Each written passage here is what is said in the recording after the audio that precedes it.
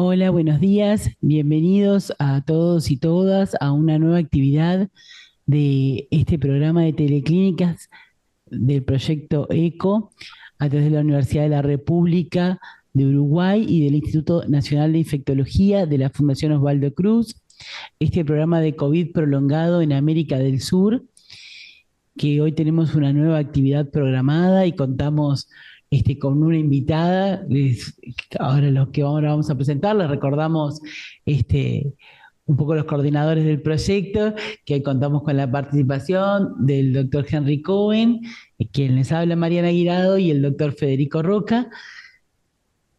Y tenemos hoy una nueva actividad de fotobiomodulación en la alteración del olfato, que vamos a iniciar con la invitada del Departamento de Odontología Preventiva y Restauración de la Facultad de Odontología, Beatriz Vilas. Es un placer contar con su presencia hoy aquí con nosotros. Les queremos recordar antes de iniciar que mantengan la cámara encendida y el micrófono inhabilitado mientras no hagan uso de la palabra. Recordarles que la actividad cuenta con traducción simultánea para español y portugués y que pueden seleccionar su idioma en el menú inferior de querer hacer uso del mismo, y que pueden levantar la mano para solicitar la palabra o utilizar el chat. Los invitamos a participar activamente de esta jornada, de esta nueva instancia, y poder intervenir haciendo preguntas o exponiendo ideas al respecto. Y bueno, con gran alegría le damos entonces la bienvenida y le damos la palabra. Muchas gracias por acompañarnos. Buenos días a todos. Muchas gracias a ustedes por la invitación. Una odontóloga hablando en el programa ECO, así que para mí es doblemente placentero estar aquí con ustedes. Si bien soy la titular de un área que es el área de endodoncia, esa formación me ha llevado a andar por el mundo para formarme también en lo que tiene que ver con láser y también, bueno, resulté ser la encargada de todo el posgrado de láser de la Facultad de Odontología. Así que bueno, la idea es compartir con ustedes un poco de nuestra experiencia y bueno, entre todos, tomar las mejores decisiones en estos casos. Adelante, por favor. La idea es compartir y pensar entre todos esto que todavía está en fase de proyecto, y es algo que nos ha preocupado porque surge de las diferentes anamnesis, de las historias con las que uno va conversando con los pacientes. Y bueno, y combinamos lo mejor de los dos mundos, lo que los pacientes nos relatan y las herramientas que nosotros podemos brindar en lo que hace a fotobiomodulación. Y bueno, para empezar, lo que hace a fotobiomodulación en alteraciones del olfato, la propuesta es compartir estos 4 puntos. En el último estaríamos intercambiando entre todos. Y bueno, como introducción, comentarles que cuando uno conversa con el paciente en el ámbito odontológico, hemos incluido en la historia clínica saber cuál fue su historia en relación a COVID y cuál es su historia respecto a síntomas persistentes, si es que los hay, que son bastante coincidentes con los que nos indica la literatura. Por ejemplo, dentro de los síntomas inespecíficos, nos suelen relatar que tuvieron o continúan aún con fatiga, con disnea de esfuerzo, trastornos de la memoria y desórdenes del sueño. Que es bastante consistente con lo que uno puede leer de evidencia incluso actual. Y en cuanto a lo que sí podríamos pensar como síntomas específicos, nos relatan trastornos del gusto, alteraciones del olfato y alteraciones en lo que hace el estatus salival, tanto en lo que es el flujo como en lo que es la composición de la saliva. Y bueno, y en base a eso nos planteamos unir nuestros conocimientos de lo que hace a todo el área de láser. La biofotónica son todas aquellas terapias que utilizan luz, dicho en forma resumida. y lo que hace en ciencias de la salud. Y puntualmente hay un tratamiento que son los de tratamientos que hacen fotobiomodulación, que son aquellas terapéuticas que utilizando luz sobre un tejido biológico modulan el comportamiento justamente de ese tejido. Y vaya si necesitamos hacerlo cuando hay alteraciones del olfato en este caso. Una de las tantas definiciones que pueden haber de fotobiomodulación es esta que les traigo, que se considera un tratamiento no invasivo, luego vamos a ver por qué, basados en fuentes de luz que no son ionizantes, principalmente a base de láseres o de LED, dentro del rango visible y dentro del rango infrarrojo del espectro electromagnético. Esto que suena tan complicado, no es tan complicado. Básicamente es la luz láser, que es con la que nosotros trabajamos más y es sobre la que hay evidencia más robusta a lo que hace la fotobiomodulación. Tenemos que es una onda de luz que tiene un campo que es eléctrico y uno que es magnético. Por eso se habla de ondas electromagnéticas, como todas las luces que conocemos. Y bueno, pero cuando hablamos de láseres, ¿qué quiere decir láser? ¿Qué significa láser? La palabra láser en realidad no existe. La palabra láser es un acrónimo que se compone de la primera letra de cada una de las palabras que ustedes ven aquí. Es Light Amplification by Stimulated Emission of Radiation. En español podríamos decir que es la amplificación de una luz por emisión estimulada ¿de qué? De una radiación. Entonces, el láser está presente en nuestras vidas, capaz que no del todo conscientes cuando lo empleamos, los termómetros, las impresoras, todo lo que hace a sistemas de depilación y en lo que hace de aplicación en ciencias de la salud, oftalmología, traumatología, fisioterapia, dermatología. Bueno, son muchas las aplicaciones que hay hoy en día en todo lo que tiene que ver con tecnología láser. Y al principio yo les comentaba que la fotobiomodulación, que es el tratamiento sobre el cual vamos a trabajar hoy en disfunciones del olfato, en alteraciones del olfato, decíamos que se trata de una radiación electromagnética. Esto en el universo nos encontraríamos con todas estas radiaciones electromagnéticas.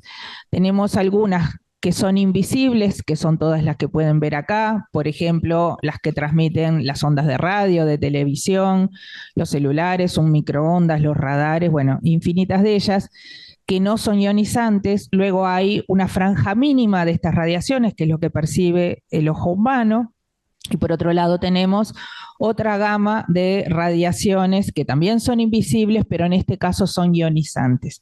La luz láser, que es lo que nosotros vamos a ver hoy, está dentro de este rango visible y dentro del rango de los infrarrojos. Eso quiere decir que estamos hablando de una radiación que no es ionizante. Entonces, como les mostraba, vamos a trabajar con láseres que detecta el ojo humano, que cada uno de los colores tiene una longitud de onda diferente. La que nosotros vamos a trabajar se ubica acá en el rango rojo, y en el rango infrarrojo, que pasarían a ser las que son invisibles, pero siempre estamos hablando de radiaciones que no son ionizantes. Eso es importante rescatarlo. Acá tenemos los distintos tipos de láseres que están diseñados hasta hoy en día para usos en ciencias de la salud. Lo que nosotros vamos a emplear básicamente son a base de diodo, que están ubicados aquí y en el espectro de infrarrojos cercano. Y además de lo que tiene que ver con la longitud de onda y con el color de luz que vamos a utilizar, los equipos también se pueden dividir entre aquellos que son de baja potencia, que se los llama terapéuticos, que es con lo que hacemos justamente la fotobiomodulación, el tratamiento sobre el cual basa nuestro proyecto. Y por otro lado tenemos los llamados quirúrgicos, que son los de alta potencia. ¿En qué consiste la baja potencia? Quiere decir que estamos trabajando con una potencia en el entorno de los 100 miliwatts y que para ejemplificarlo siempre les pongo algo que puede generar muy bajita potencia, muy bajita energía, como pueden ser estas pilas de reloj. Y es así que estos equipos, entonces, de llamados de baja potencia, que los podemos encontrar con el nombre, como les decía, de terapéuticos o de low level laser treatment, van a generar fenómenos a nivel celular y tisular de fotoactivación, no de fotodestrucción como hacen los que son quirúrgicos, los que cortan tejido. Estos son láseres que también se llaman fríos porque no aumentan la temperatura térmica, sí, digo bien, la temperatura de los tejidos. Y con estos láseres lo que podríamos pensar es tener dos tipos de acciones a nivel celular. Unas que van a estimular y otras que van a inhibir. Cualquier tejido que esté alterado va a responder a este tipo de tratamiento con láseres de baja potencia. Y ahora vamos a ver en qué consiste ese mecanismo de acción. Estos son algunos de los equipos, incluso traje uno acá. Son portátiles, son realmente de muy fácil manejo y muy fácil traslado. Y con ellos es que vamos a llevar adelante este tratamiento de fotobiomodulación, que básicamente podríamos definirle tres tipos de acciones que los podemos agrupar. Ante presencia de dolor, se reduce el efecto, todo lo que es transmisión de fibras nerviosas para todo lo que es el mecanismo del dolor. Los ejemplos son odontológicos, pero tienen aplicación en cualquier situación de dolor. En el control de la inflamación, en todo tejido que esté alterado a través de un proceso inflamatorio con los fenómenos de fotobiomodulación, se controla la misma. Y acelerando la reparación, ¿sí? O sea, los tiempos de reparación de un tejido que está alterado, ya sea a través de la regeneración o a través de la cicatrización, se aceleran con la emisión de este tipo de luz, ¿verdad? Que está compuesto por fotones, esos electrones, que componen la luz y que tienen una acción específica sobre un tejido que o presenta dolor o presenta inflamación o que está alterado y necesita ser reparado. En ciencias de la salud, vaya si en un deportista será necesario regenerar algún tipo de tejido, o en todos los que son deportes olímpicos o en deportistas de alta demanda, bueno, si hay inflamación o si hay reparación, este es un ejemplo clásico de lo que es fotobiomodulación para reparar esos tejidos alterados. Lo vemos también en veterinaria, una alta demanda para lo que es regenerar tejidos, ya sea por la inflamación o por el dolor que presentan o porque necesitan realmente ser reparados porque fueron alterados, ¿verdad? Hay distintos ejemplos de aplicación de la fotobiomodulación en distintas ciencias de la salud. ¿Y cómo es que esto actúa? Como decíamos, tenemos una luz que se emite con diferentes longitudes de onda, o sea que estamos recibiendo una energía en el tejido que puede interactuar de diferentes formas, que la acción que más nos interesa que suceda es la de absorción y que eso va a depender del tejido donde estemos trabajando, de la longitud de onda de luz con el que trabajemos y de la dosis que hayamos elegido.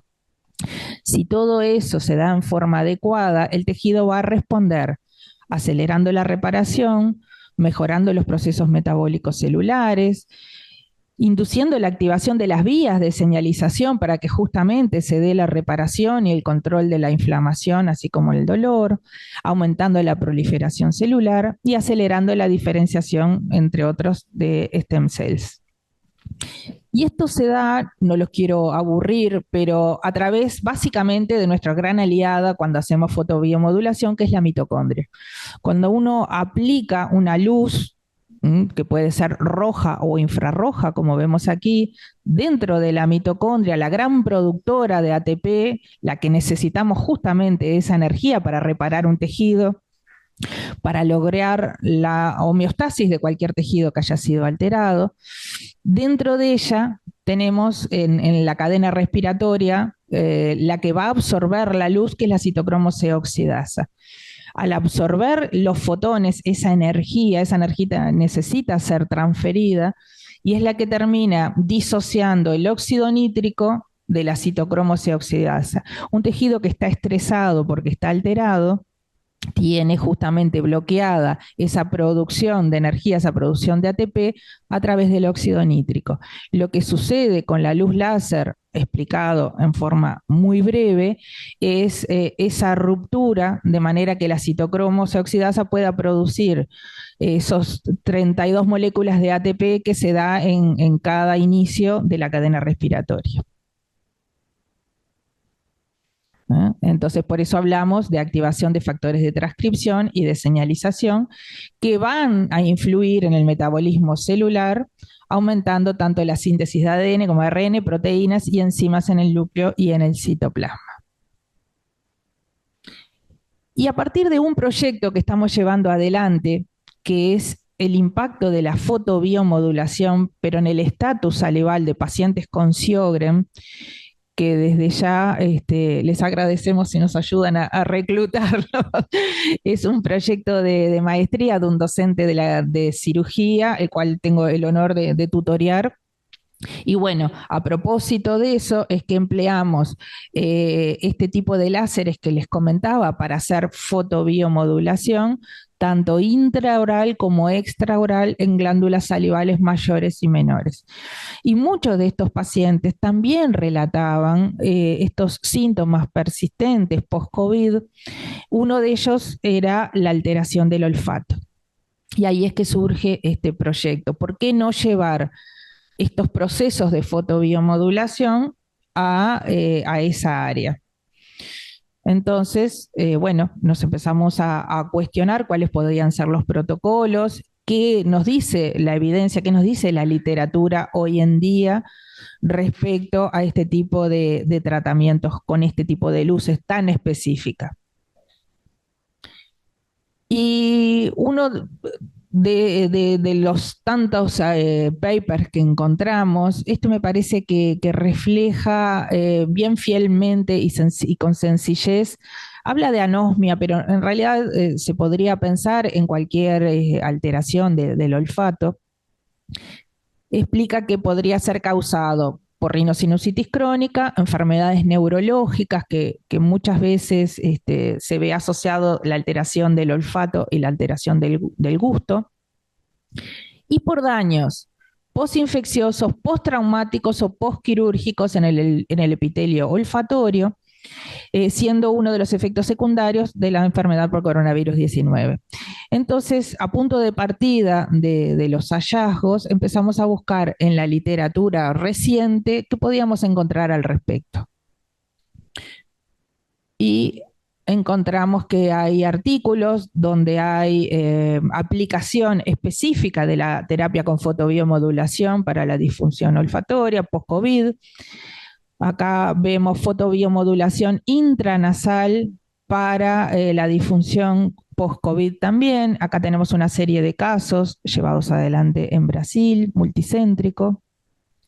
Acá lo teníamos también aplicado al desarrollo neuronal de las stem cells relacionadas al olfato.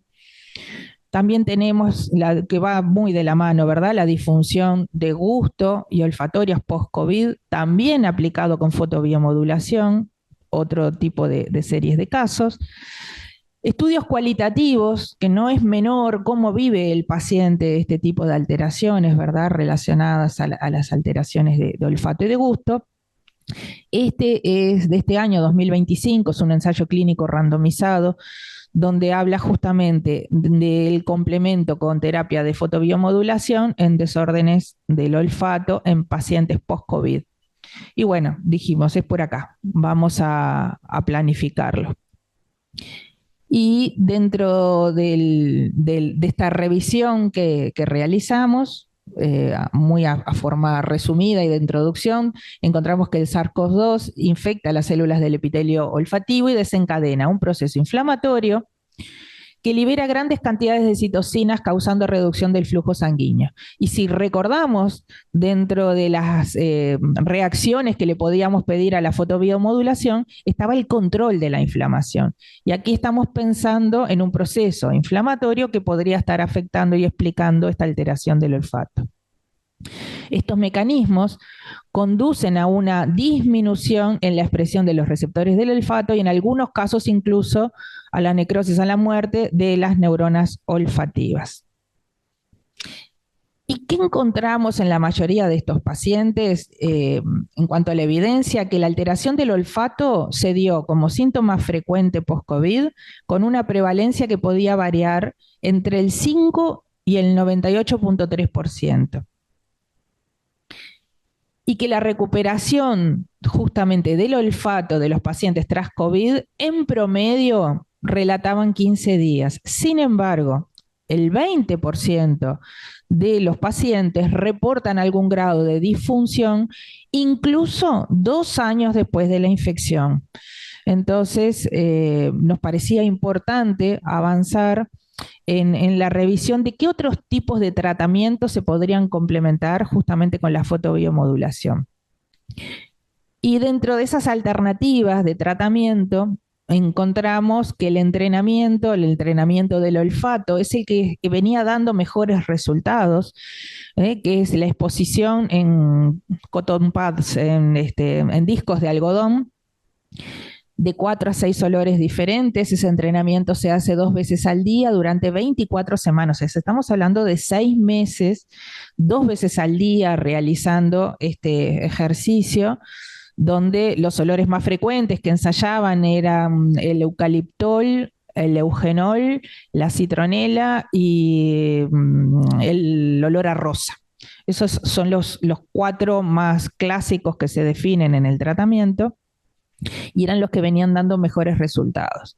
Pero también encontramos otro tipo de tratamientos complementarios que podían ser de uso tópico, como las gotas nasales de vitamina A, otros que son administrados vía oral, agentes antiinflamatorios, especialmente corticoides y neuroprotectores, vitaminas, minerales y suplementos nutricionales. Especialmente se encuentra omega 3 descripto para este tipo de disfunción.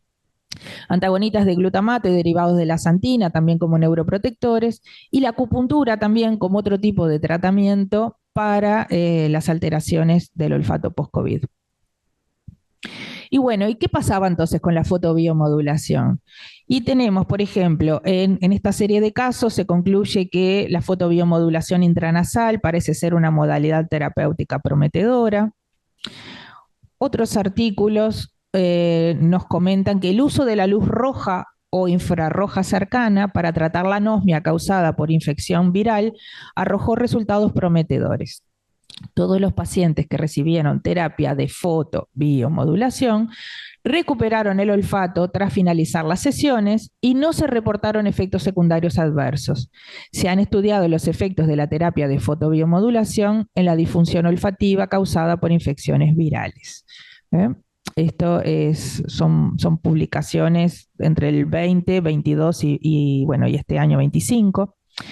Que sí, que es de este año, del Journal Brasilero de Otorrinolaringología, nos comenta que en ese estudio se proporciona evidencia preliminar de la eficacia de la fotobiomodulación infrarroja, en este caso, en el tratamiento de la disfunción olfativa postviral. Los hallazgos resaltan el potencial de la fotobiomodulación como una nueva opción terapéutica, ofreciendo esperanza a los pacientes que experimentan alteraciones del olfato tras la infección por SARS-CoV-2. Este también es de este año. Encontramos que, según la evidencia disponible, la fotobiomodulación ha demostrado un notable potencial clínico para facilitar la recuperación de la disfunción quimiosensorial en pacientes tras COVID-19. Estos hallazgos posicionan a la fotobiomodulación como un enfoque terapéutico prometedor, no térmico. Recuerdan que decíamos que se tratan de láseres fríos, No son invasivos porque fotoactivan los tejidos, no los cortan, y sin fármacos para abordar las secuelas neurosensoriales asociadas a la infección por SARS-CoV-2, independientemente del número de sesiones, la frecuencia del tratamiento o los parámetros de longitud de onda aplicados. Y si pudiéramos resumir algunos de los resultados concluyentes de la mayoría de los estudios, podríamos decir que para establecer definitivamente la eficacia y optimizar la aplicabilidad clínica de la fotobiomodulación en alteraciones del olfato, es esencial realizar más investigación de alta calidad para profundizar en la comprensión de sus mecanismos biológicos subyacentes y refinar los parámetros de tratamiento, que es un poco nuestra propuesta con este proyecto. Y en cuanto a lo que es la patogenia de la anosmia causada por COVID-19, si bien no se conoce con evidencia robusta, sólida, estos que se describen ahí son los posibles mecanismos y vemos que en la mayoría estamos hablando o de algún tipo de tejido que fue alterado o células que la componen, estamos hablando también de inflamación. Entonces, volvemos a pensar en las bondades de la fotobiomodulación para controlar la inflamación y para acelerar la reparación, sin invadir el tejido. Este es un poco también el resumen de lo que les comentaba, de cómo actúa esa luz que está compuesta por electrones que son fotones, que son los que hacen la luz. Recuerden que la energía, una vez que se adquiere, no se pierde, ni se gana, sino que como mucho se transfiere. Entonces, esos electrones, esos fotones que llegan a la célula alterada, en este caso todas las que están asociadas al olfato, necesitan energía para recuperarse. ¿Y quién produce esa energía? La mitocondria, que es el organelo que va a absorber justamente los fotones de este tipo de luz. Y en forma muy resumida, sin querer aburrirlos, tenemos que va a activar los factores de transcripción, el aumento de la expresión génica relacionadas con la síntesis de proteína, la migración y proliferación celular, la señalización antiinflamatoria, las proteínas antiapoptóticas y las enzimas antioxidantes. ¿Qué protocolo nosotros proponemos en este proyecto? Bueno, trabajar tanto con, además del grupo control, un grupo con longitud de onda roja y otra infrarroja, en el entorno de los 808 nanómetros y 660 respectivamente.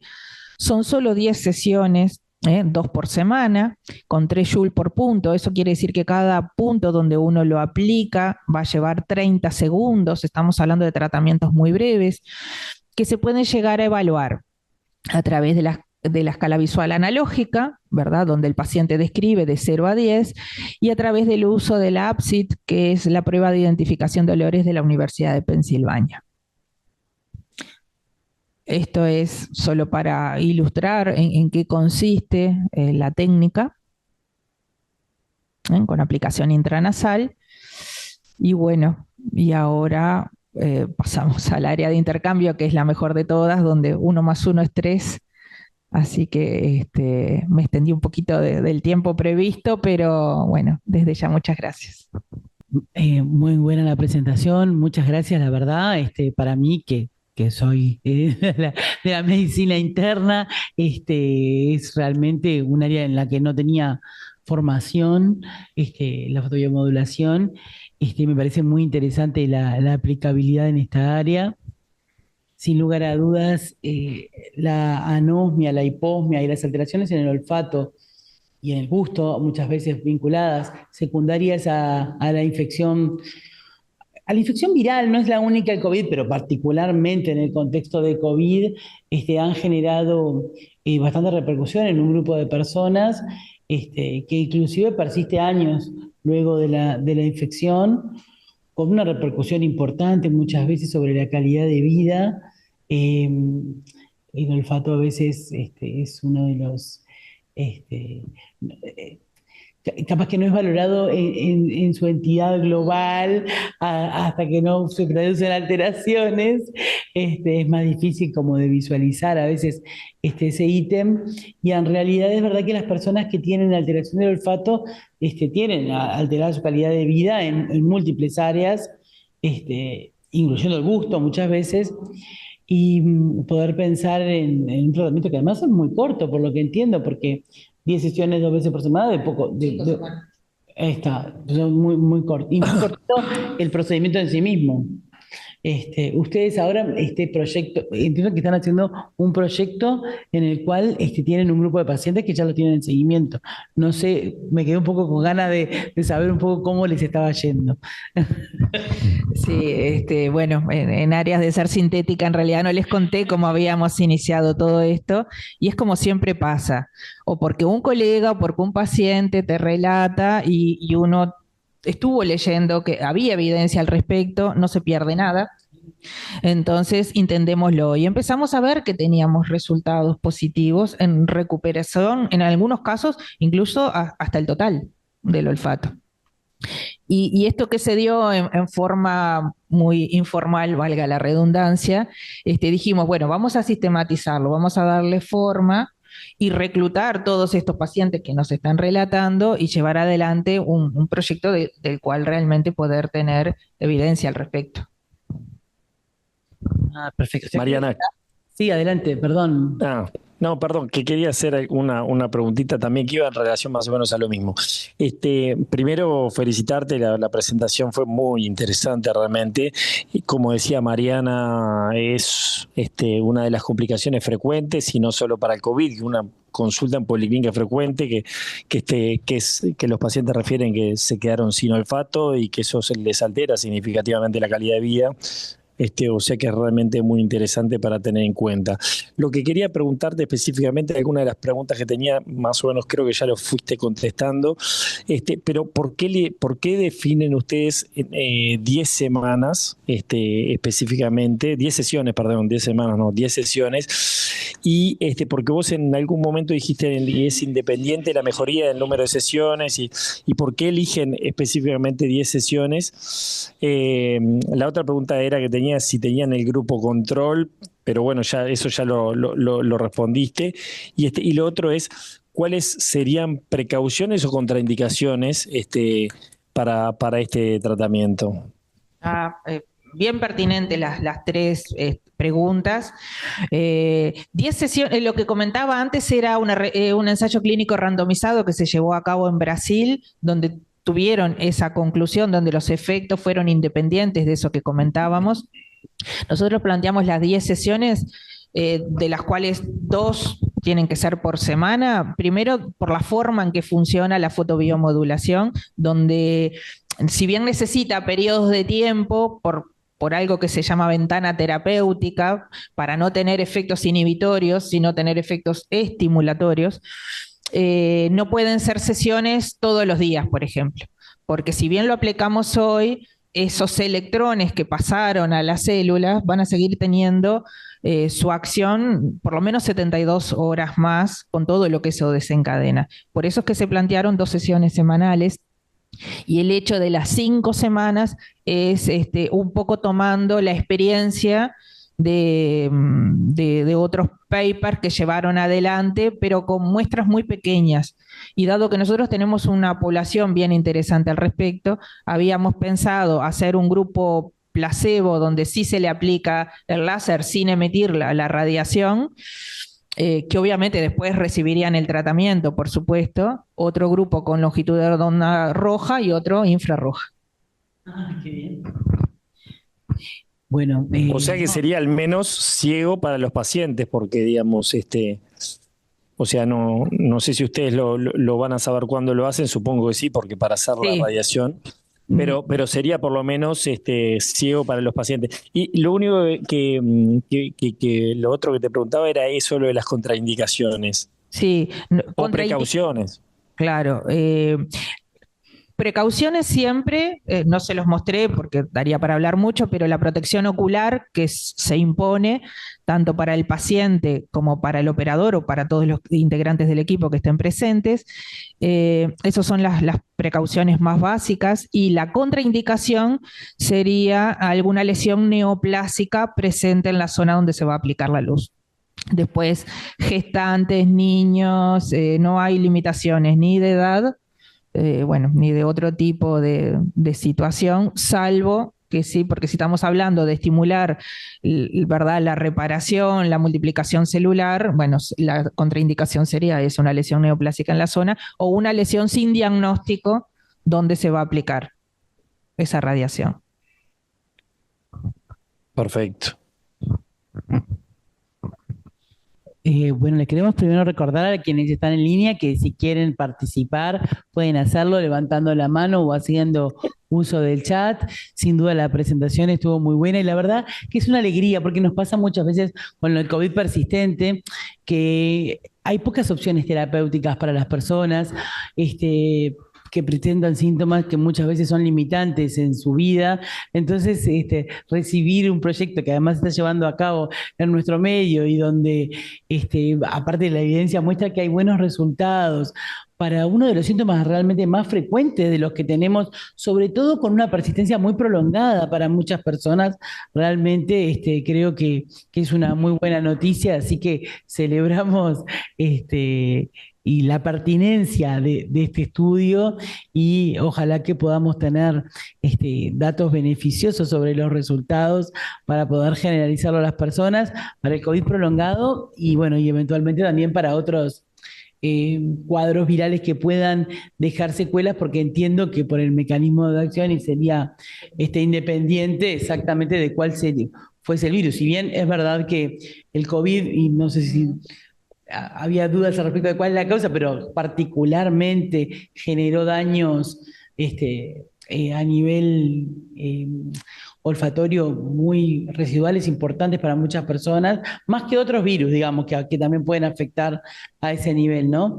De hecho, en algunos países, inclusive, en algunos momentos inclusive se utilizó hasta para hacer diagnóstico, para la valoración clínica de las personas. No. Y lo otro que te quería preguntar, ¿ustedes pensaron para reclutar, para poder hacer el reclutamiento de los pacientes, cómo lo están haciendo? ¿Lo están haciendo a través de la facultad de odontología? Porque es posible también que pueda haber, digamos, desde la facultad mismo también de medicina, con la participación de otorrinolaringología y eventualmente medicina interna, infecto, digamos, que realmente se puedan referir pacientes para poder tener una captación mayor, porque la realidad es que en general yo puntualmente soy internista, pero vemos frecuentemente pacientes que tienen este tipo de complicaciones vinculados al COVID y vinculados a otras infecciones virales. Pero bueno, era un poco para saber cómo estaban haciendo con el tema de la captación de los pacientes. En realidad, hasta que el comité de ética no nos dé su informe final, no iniciamos formalmente con el proyecto como tal. Si seguimos, obviamente, todos los pacientes que requieran de nuestra atención, los seguimos atendiendo en el marco del posgrado de láser, pero en lo que es reclutamiento, en lo que nos puedan apoyar, más que agradecidos, ya sea pacientes con Sjögren por el otro proyecto de estatus salival, como en este caso también de fotobiomodulación aplicado a alteraciones del olfato. Les dejo mi contacto y bueno, más que agradecidos, sí nos ayudan con eso. Perfecto. Sí, claro. No, incluso para autoinmunes, acá hay policlínica y en otros centros también, donde ahí se nuclean más pacientes con esa parte, con Sjögren, por ejemplo, pero para la parte de post-COVID, de síndrome de COVID prolongado, probablemente sea más variado y ahí, capaz lo que señalaba Federico, del contacto con la gente de otorrinolaringología es muy, muy importante porque son los quienes más valoran los pacientes. También es bueno tener la idea porque a veces uno conoce a esta persona que tienen ni siquiera solamente desde pacientes, desde otras personas que conocen otros medios en la vida que tienen estas dificultades y que no han encontrado respuesta o que han intentado la reeducación olfatoria sin mucho resultado. Entonces, saber que existe esta otra opción creo que es muy bueno. Y además, en la evidencia que tú mostrabas, resaltaba mucho la cantidad de estudios de Brasil que hay al respecto. Justo creo que nosotros trabajamos con la gente de la Fundación Osvaldo Cruz, que realmente tienen un trabajo importante respecto al COVID prolongado. Inclusive algunos de los colegas que trabajan con nosotros están trabajando en opciones de manejo. Así que creo que también sería capaz que una buena cosa para poder contactarlos, porque la verdad, como decía, es una alegría poder pensar en terapéuticas, porque una de las cosas que un poco dificultan el manejo de este grupo de pacientes son la ausencia de elementos para establecer un diagnóstico preciso, de marcadores sobre todo, y bueno, y la ausencia de terapéuticas que permitan dar respuesta a las personas con ese diagnóstico probable o certero, digamos. Entonces, disponer de herramientas siempre es una buena cosa. Tú por lo que vi además, digo, yo en esto realmente, como decía, de la medicina interna, no tenía muchas novedades, tienen muchas indicaciones diferentes que entiendo están usando para la inflamación, para la regeneración de tejidos, y por lo que veo además es un posgrado incluso en la facultad, o sea que entiendo que tiene una trayectoria importante de realización, hay gente formada para poder realizarlo, o sea, trajiste, pero... Yo dije, alguien va a venir con una mano que me va a necesitar. Acá me operaron de un... pero... Lo que es protección ocular, que ya viene, son anteojos específicos para la longitud de onda de lo que se va a utilizar, y se los traje nada más que para mostrarles el tamaño de lo que son los equipos que realmente se venden en nuestro medio y son portátiles, atendemos pacientes si es que está ingresado, si es que está internado.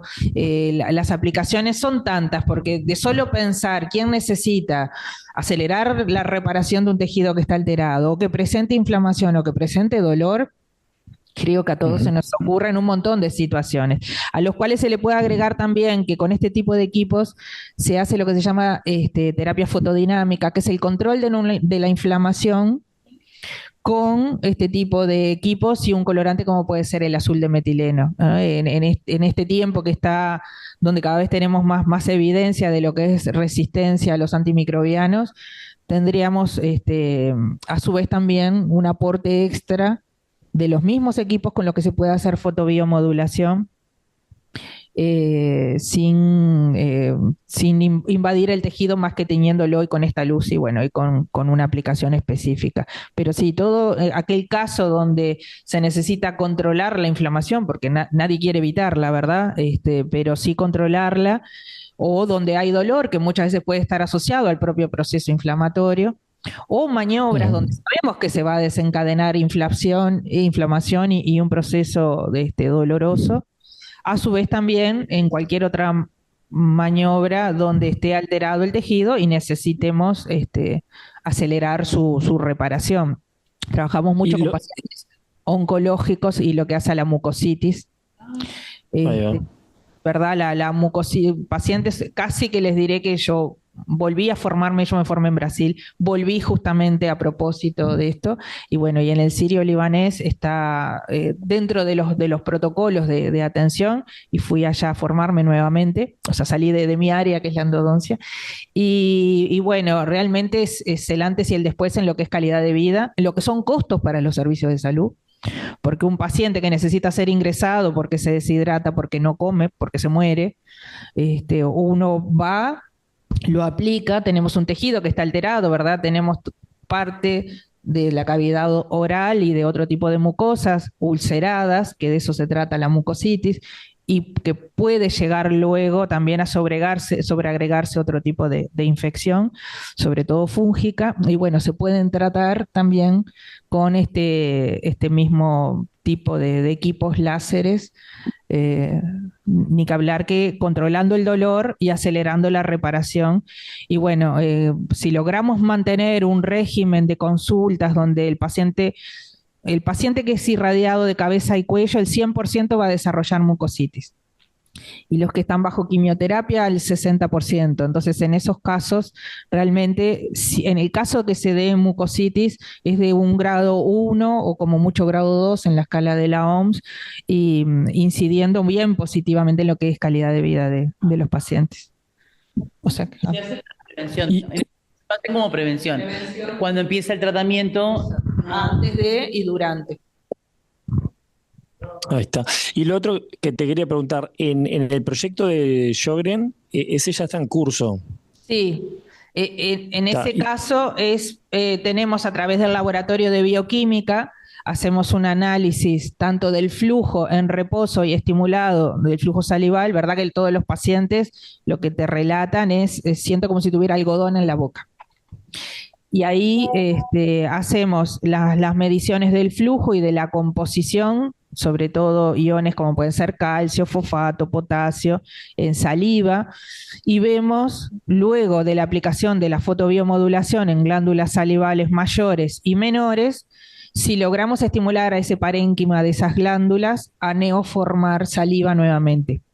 Y hasta ahora les comentamos que los resultados son bien positivos, por suerte, ¿no? Lo cual también después requiere del compromiso del mantenimiento. O sea, no hemos encontrado a lo largo de estos años, porque estos proyectos van surgiendo por eso, ¿no? Por necesidades de gente cercana, o bueno, y bueno, decidimos formalizarlo de esa forma, pero sí, tenemos que el flujo salival significativamente tiene una modificación cuando se vuelve a analizar en el laboratorio, en reposo y estimulado.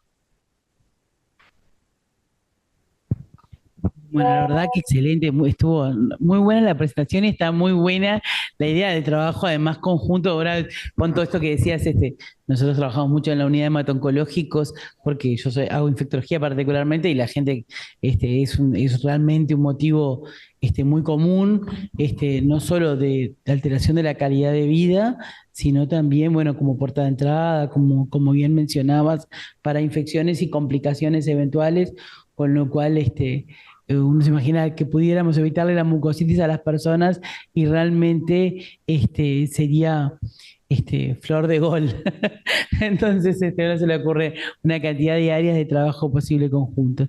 Pero bueno, volviendo a COVID prolongado, creo que una cosa que está buena es poder difundir entre los colegas que pueden estar acá la parte del contacto para poder también referir pacientes una vez que empiecen con el proyecto, para valorar un poco el uso en este contexto, que me parece que está bueno que puedan además tener un núcleo de pacientes interesante en ese sentido. A mí un par de pacientes ya se me ocurren para poder referirles, que bueno, los trataré de tener presente. Y bueno, y en realidad me parece que ojalá que puedan tener un desenlace del proyecto muy fructífero y que puedan poner en más evidencia sobre la mesa en cuanto al uso de terapias y que tenga un resultado satisfactorio. Y que nos puedan contar los resultados después. Exacto, claro. Creo que está pidiendo la palabra Henry, pero no me caiga. Estoy pidiendo la palabra. Muy atenta, Mariana, muchas gracias. Bueno, primero agradecerte. Ha sido una preciosa conferencia. Todas las expectativas que teníamos se dieron con creces. Así que estamos muy contentos de haber roto este hielo que a veces existe a pesar de que somos de la misma universidad y estamos vecinos, por lo menos en el clínica y en la Facultad de Odontología, entre las dos facultades. Hace unos años, esto es un comentario bien de viejo, compartíamos con, ¿cómo se llama el profesor japonés que tenían ustedes? Ahora se me fue el nombre. Susumu Nisizaki. Susu, que era un gran amigo. Él mandaba estudiantes de posgrado a ver nuestros pacientes celíacos y hacíamos trabajo sobre el Helicobacter cuando yo era profesor de la cátedra. Y siempre fue de ganar para todos, una cosa de ganar para todos. Y yo creo que otra de las conclusiones que podemos sacar de esta charla es la importancia de hacer protocolos conjuntos. Fíjate que las pacientes con Sjögren, seguramente un porcentaje muy importante lo ven nuestros internistas, nuestros especialistas en enfermedades autoinmunes. Mismo en ECO tenemos una clínica mensual de enfermedades autoinmunes que se maneja en el Hospital Maciel por parte del profesor Facay. Así que creo que estoy muy contento de que te hayamos invitado, de que hayas aceptado y de que haya dado esta lindísima charla. Y veo el entusiasmo de mis compañeros que hacen diferentes ramas de la medicina interna, infectología, medicina interna en general. Y yo como gastroenterólogo veo pacientes con enfermedades autoinmunes y unos cuantos de ellos también tienen Sjögren. Así que creo que de aquí en más tendríamos que tener más interacción en todos los niveles que sea conveniente. Muchísimas gracias. Al contrario, soy yo la agradecida porque estoy convencida de que el conocimiento está para ser compartido y estas instancias nos permiten justamente eso, ¿no? Contarles un poco en qué estamos y bueno, y entre todos dar mejor respuesta a nuestros pacientes, que de última de eso se trata. Muchas Sin gracias. duda. Bueno, muchísimas gracias. La verdad, nos vamos todos más fortalecidos en el conocimiento y en las posibilidades de trabajo conjunto. Este año ya está cerca del fin y nos quedan dos actividades más antes del fin de año, que son el 24 de noviembre y el 1 de diciembre, a la misma hora, de 12 a 13 horas para Montevideo, Brasil y Buenos Aires. Así que los esperamos en esas instancias. Tenemos ahí una cantidad de gente que te felicita y pone excelente de la información. Y creo que podemos compartir tanto de Guatemala, de Venezuela, como de otros países. Podemos compartir con ellos el contacto, eventualmente del mail, para poder eventualmente referirse. Y los esperamos entonces el 24 de noviembre con una nueva actividad sobre COVID persistente, si se trata de una o muchas enfermedades. Y los vamos a estar viendo entonces. Ese día vamos a contar con la participación de Dani Prieto Alhambra, que es profesor de farmacología y de epidemiología de la Universidad de Oxford. Así que los esperamos a todos y muchas gracias por la participación. Nada, venimos más de Guatemala, de Brasil, etcétera. Así que, bueno, muchísimas gracias. La verdad, ha sido muy productiva la actividad y les agradecemos a todos. Hay una encuesta para completar breve. Les agradecemos, está puesta en el chat.